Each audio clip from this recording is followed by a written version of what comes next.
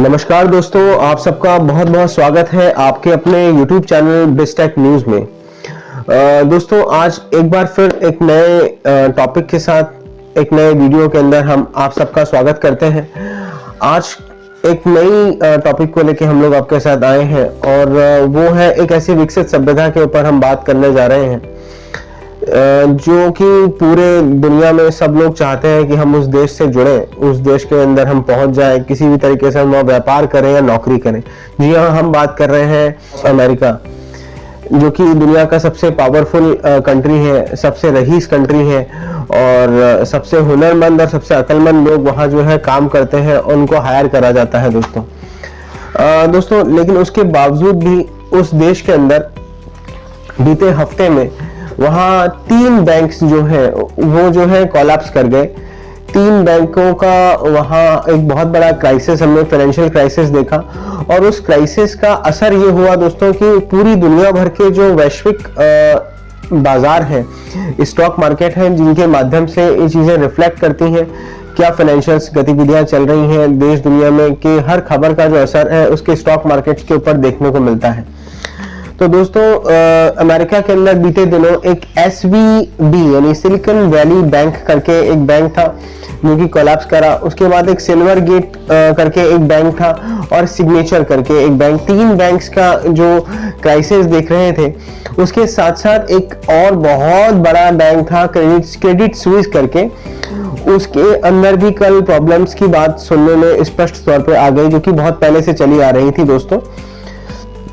तो आखिरकार इन सब प्रॉब्लम्स का क्या कि एकदम से रीजन क्या है, क्यों एकदम से प्रॉब्लम्स आई और इसके इम्पैक्ट्स क्या होंगे, क्या रीजन थे कि इतने सारे बैंक्स एकदम से कोलैप्स कर रहे हैं। तो दोस्तों, थोड़ा बहुत इस टॉपिक को समझने की और जानने की कोशिश करेंगे अपने इस वीडियो के अंदर और प्रयास करेंगे कुछ चीज़ों को सरलता से एक साथ, कुछ सरल भाषा के अंदर आप तक हम कुछ चीज़ें, कुछ वैल्यू ऐड करके इन चीज़ों को पहुंचा सके। तो अभी तक अगर आपने हमारे चैनल बिजटेक न्यूज़ को सब्सक्राइब नहीं करा है दोस्तों, तो आप उसे सब्सक्राइब कर लीजिए। और अगर आपको वीडियो पसंद आता है, अगर आपको कंटेंट पसंद आता है, तो प्लीज़ इस कंटेंट के लिए, इस मेहनत के लिए, इस हार्डवर्क के लिए आप इस वीडियो को लाइक कर सकते हैं। और अगर आपके इस टॉपिक को लेके क्या विचार हैं, जो कि हम इस पे वीडियो की अब शुरुआत करने जा रहे हैं कि सिलिकॉन वैली बैंक, इतने बैंकों में जो क्राइसिस चल रहा है, फाइनेंशियल क्राइसिस चल रहा है और एक आर्थिक मंदी की लोग बात कर रहे हैं, तो आपको इस टॉपिक को लेके आपके क्या व्यूज हैं, वो व्यूज भी हमारे साथ शेयर कीजिए। कमेंट बॉक्स के अंदर आप कमेंट कर सकते हैं, कुछ अगर प्रश्न पूछना चाहे तो आप प्रश्न पूछ सकते हैं और अपने व्यूज जो है वो भी अपने व्यूज हमसे शेयर कर सकते हैं। तो चलिए दोस्तों, बढ़ते हैं इस वीडियो में आगे। दोस्तों, सिलिकॉन वैली बैंक, जिसमें कि सबसे पहले क्राइसिस की बात सुनने में आई। सिलिकॉन वैली बैंक एक ऐसा बैंक था दोस्तों, और इसके कुछ रीजंस रहे इसके डिफॉल्ट करने के पीछे। ये इस तरह का बैंक था जो कि IT, टेक्नोलॉजी और स्टार्टअप्स के अंदर मोस्टली ये बैंक के क्लाइंटल थे और इसी तरह के वेंचर्स में ये बैंक निवेश करता था, पैसे भी निवेश करता था। ठीक है, तो ये इसके अंदर काफी सारे रीजंस रहे, लेकिन उसके अंदर एक रीजन रहा कि USA के अंदर जो आम दैनिक जो जीवन की जो वस्तुएं होती हैं, उनके प्राइसेस काफी बढ़ते चले जा रहे हैं, मुद्रास्फीति बढ़ रही थी। तो उससे निपटने के लिए US फेडरल रिजर्व, जो कि भारत में जैसे कि रिजर्व बैंक ऑफ इंडिया है, उसी तरीके के से US के अंदर फेडरल रिजर्व होता है दोस्तों, उसने ब्याज दरों में बढ़ोतरी करी जिससे कि इन कीमतों को थोड़ा सा बढ़ने से रोका जा सके। लेकिन उसके जो थे कुछ पॉजिटिव इम्पैक्ट्स भी हुए अर्थव्यवस्था पे, लेकिन कुछ नेगेटिव इम्पैक्ट्स भी हुए। ब्याज दरें बढ़ने से दोस्तों, जो इनके जो क्लाइंट्स थे, टेक्नोलॉजी के जो क्लाइंट्स थे, उनका बिजनेस ऑलरेडी काफी सफर कर रहा है, उसमें इस समय नई ग्रोथ देखने को नहीं मिल रही है। और जो इसलिए उन लोगों ने जो था अपने बैंक से जो थे, अपने जो डिपॉजिट्स थे उनको निकालना शुरू कर दिया, क्योंकि इसके पीछे एक और रीजन था दोस्तों। जो जितने भी IT, टेक और स्टार्टअप्स थे, इनको अभी वेंचर कैपिटल फंडिंग जो है वो मिलना भी बंद हो गई है, उसमें भी बहुत मेजर उसमें डाउनफॉल देखने को मिल रहा है दोस्तों। तो इससे इनका जो कैश फ्लो था वो रुक गया, तो उन्होंने वहां से बैंक से डिपॉजिट निकालना शुरू कर दिया। और बैंक के पास इसी कारण से लिक्विडिटी की काफी कमी हो गई दोस्तों। और इस लिक्विडिटी की कमी से निपटने के लिए जो सिलिकॉन वैली बैंक है उसने अपनी जो एसेट्स हैं उनको बेचना शुरू कर दिया। और जैसे ही न्यूज मार्केट में फ्लोट हुई कि काफी बड़ी क्वांटिटी में शायद वो अपनी एसेट्स को बेच रहे थे अपनी लिक्विडिटी को बचाने के लिए, $2.25 बिलियन का कुछ आसपास का एक एसेट्स था, उसके बाद से इनके शेयरों में एक मेजर डाउनफॉल 60% का फॉल देखा गया और इनके शेयर्स में नैस्डैक में ट्रेडिंग जो है दोस्तों वो रोक दी गई।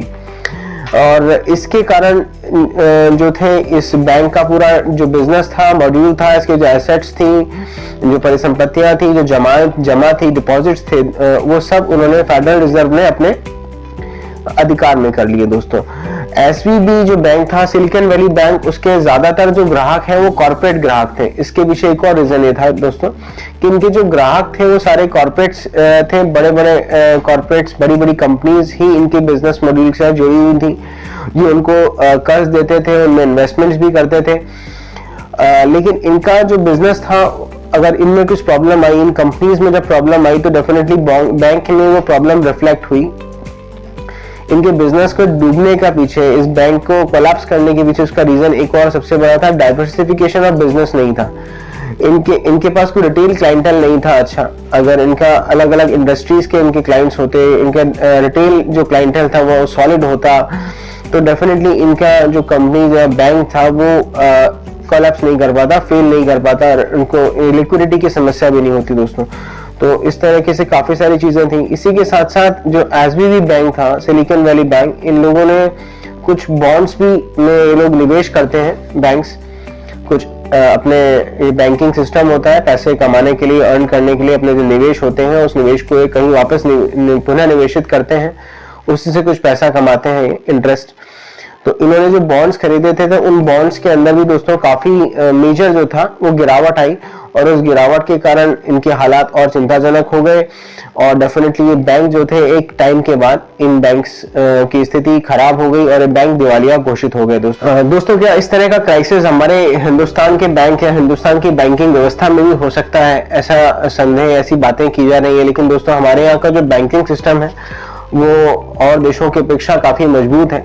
हमारी अर्थव्यवस्था जो है वो भी डोमेस्टिक लेवल पे बहुत मजबूत है दोस्तों, इसलिए इस तरह के क्राइसिस जो है हमारे हिंदुस्तान में होना काफी नामुमकिन सी बात है। और जिस तरह के मॉड्यूल पे ये बैंक्स चल रहे थे, इस कारण से इनको समस्याएं झेलने को पड़ी। और आप इस चीज के बारे में क्या सोचते हैं? आपको क्या लगता है, ये वैश्विक मंदी की शुरुआत है या ये चीजें, ये जो खबरें हैं सिर्फ अमेरिका तक ही सीमित रह जाएंगी? क्योंकि पूरे वैश्विक मार्केट जो है इसको लेकर रिफ्लेक्ट कर रहे हैं। स्टॉक मार्केट्स में आप एक रिफ्लेक्शन देख रहे हैं, एक डाउनफॉल देख रहे हैं। तो आप इसके बारे में क्या सोचते हैं दोस्तों? अपने जो विचार हैं, अपने कमेंट्स हैं, हमें जरूर हमसे साझा कीजिएगा। और आपको वीडियो कैसा लगा? अगर आपको वीडियो कुछ वैल्यू एडिट कर रहा हो, कुछ अच्छा लगा हो, तो डेफिनेटली इस वीडियो को लाइक कीजिएगा।